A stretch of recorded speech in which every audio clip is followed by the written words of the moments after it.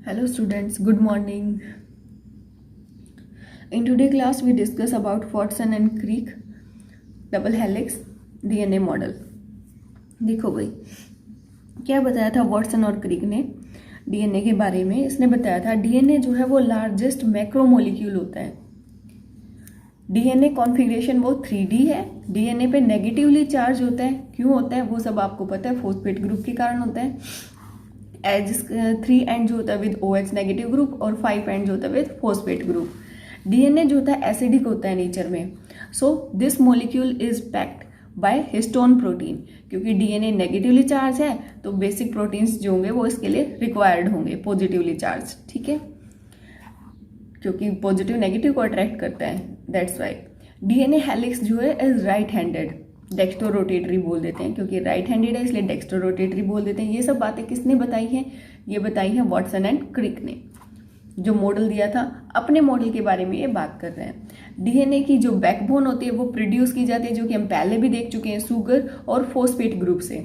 Alternatively arrange होती है, present in outer part, बाहर वाले पार्ट में, वाहिल जो हमारे नाइट्रोजनस बेस होते हैं वो एसोसिएट होते हैं इंटरनली, वो अंदर की तरफ होते हैं। पिछली क्लास में हमने ये सब देखा था।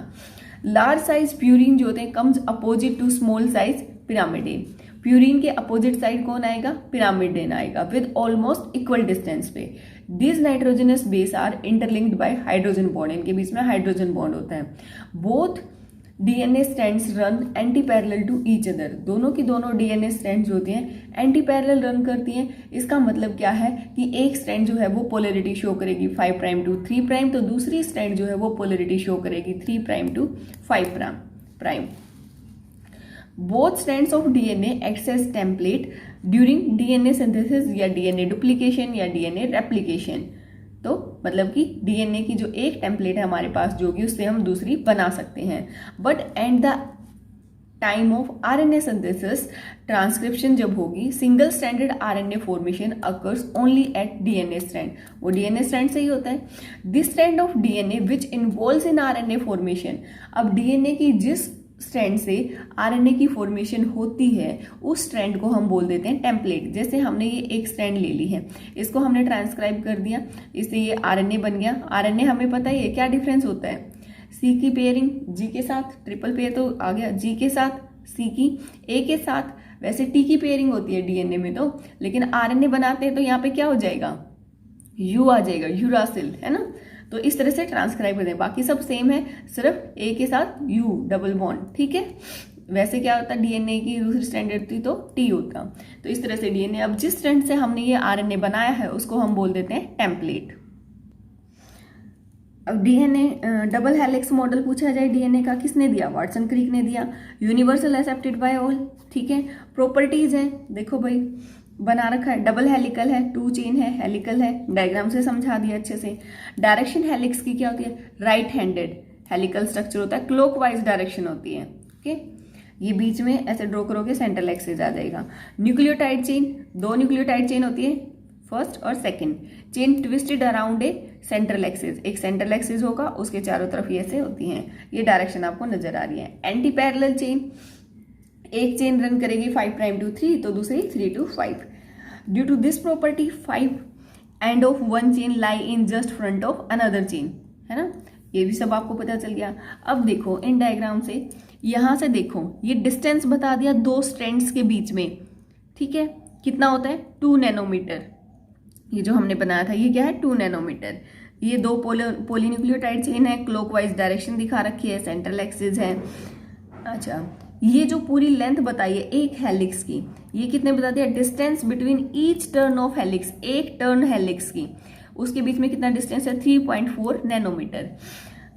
अब पूछा जाए how many nucleotide present in 1 turn off helix, और एक हेलिक्स की जो एक टर्न है ये, इसमें कितने बेस पेयर प्रेजेंट होते हैं? तो 10 पेयर्स प्रेजेंट होते हैं।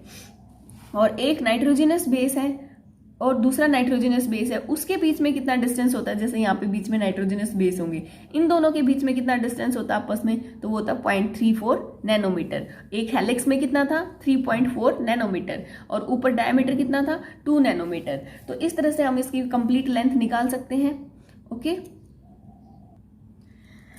डीनेचुरेशन या रीनेचुरेशन क्या होता है, डीएनए को अगर हम हीट कर दें 82 डिग्री सेल्सियस से 90 डिग्री सेल्सियस पे, तो डीनेचर्ड डीएनए, इस इफेक्ट को बोल देते हैं हाइपरक्रोमेटिन। इसका मतलब है सारे बॉन्ड जो है डीएनए के वो क्या हो गए, डिस्ट्रॉयड हो गए हैं। अब हमारे पास दो तरह के डीएनए है, सर्कुलर डीएनए और लीनियर डीएनए। देखो डीएनए अगर बोथ एंड्स आर फ्यूज, दोनों के दोनों एंड्स आपस में फ्यूज हो गए तो सर्कुलर है, दोनों एंड्स फ्री हैं तो कौन सा है, लीनियर है। लीनियर ऐसे ही तो होता है वैसे भी।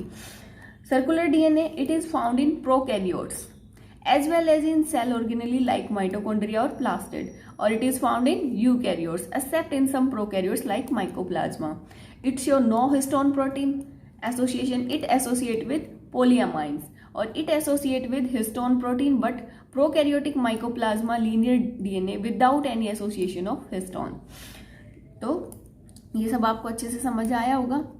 सर्कुलर डीएनए क्या होता है, लीनियर डीएनए क्या होता है, वॉटसन क्रिक का मॉडल क्या है, यूनिवर्सल एक्सेप्टेड क्या क्या उसके फीचर्स हैं, क्या प्रॉपर्टीज हैं।